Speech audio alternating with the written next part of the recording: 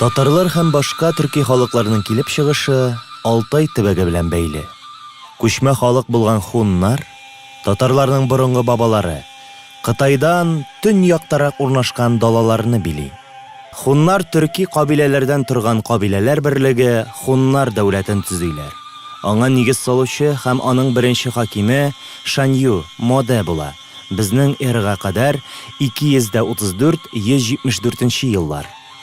Кешәя барган Хуннар дәүләтеннән һәм башка күчмә кабиләләрдән саклану өчен Биек Кытай диварын кыра башлыйлар. Хуннар дәүләте Кытай белән көрәштә җиңелеп, төньяк һәм көньяк тармакларга таркала. Идел һәм Җаек араларындагы җирләргә күченгән төньяк тармак вәкилләре яңа халыкка, гуннарга башлангыч бирә.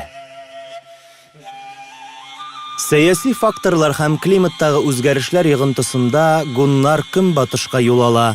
Рим империясы чикләренә җитеп, халыкларның бөек күчешен башлап җибәрә. Гуннар куәтле дәүләт Гун берлеген төзиләр.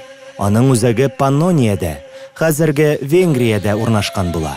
Аның чәчәк атучыры Аттилланың хакимлек итү вакытына туры килә. Аттилла үлгәннән соң Гуннар дәүләте таркала. Германлылар һәм элек үзләренә буйсынган башка кабиләләр тарафыннан җиңелгәннән соң Гун кабиләләре тарала һәм башка күчмә халыклар белән кушыла. Азиядә калган хун тукымнары төрки каганлык төзиләр. Аның башында Ашын нәселе вәкилләре тора. Бу вакытта төрки каганлыкны төзүдә катнашкан татар кабиләләре 30 татар, 9 татар турында беренче мәгълүматлар очрый.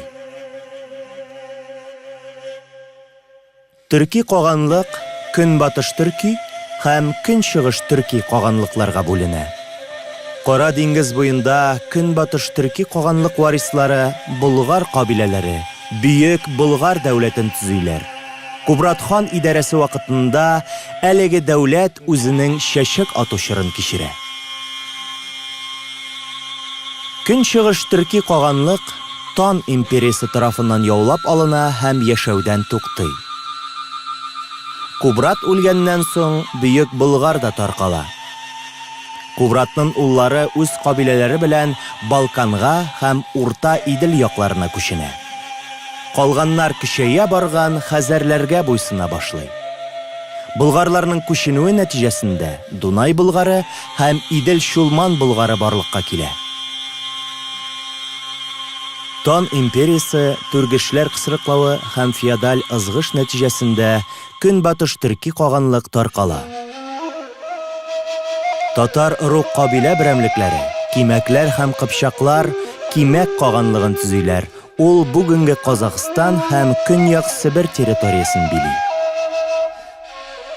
Кимәк каганлыгы монгол телле кабиләләр һәм ичке низаклар басым астында көчсезләнә. Кыпчаклар көнбатышка күчә.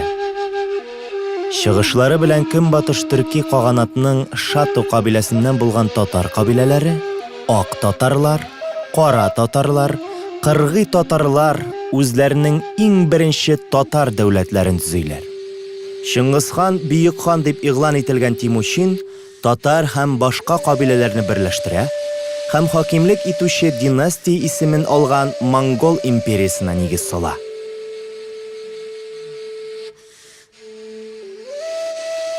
Чыңгыз ханның улы улы Жүшигә империяның көнбатыш җирләре, шул исәптән әле яулап алынырга тиешләре дә билгеләнә. Батый хан гаскәрләре Идел-Чулман Болгарын яулап алалар. Болгар шәһәре Жүши олысының беренче башкаласына әверелә. Рус чыганакларында Алтын Урда буларак билгеле булган Жүши олысы Мәңгү Тимирхан идарә иткәндә Монгол империясына бәйлелеген югалта.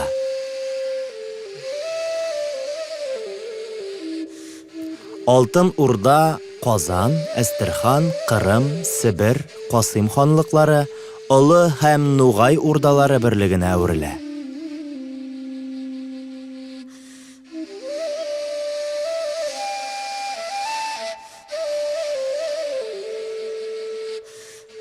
Әлеге дәүләтләр кысаларында татарларның бүгенге этнографик төркемнәре формалаша.